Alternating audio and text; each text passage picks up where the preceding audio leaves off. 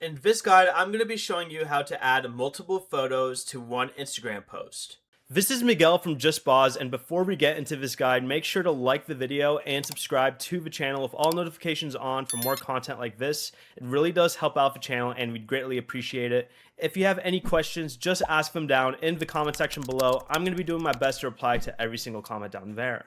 First, go ahead and open Instagram and press the plus button at the top left from either the home page or the profile page. When the create menu opens, select post at the middle area here under edits.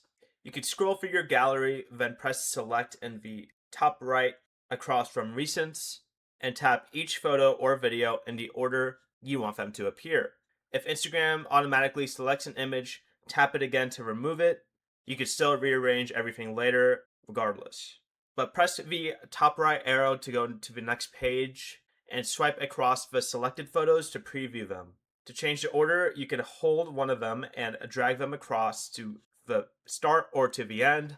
And you can use the options at the bottom to add text, overlays, filters, or make edits such as adjusting the lighting.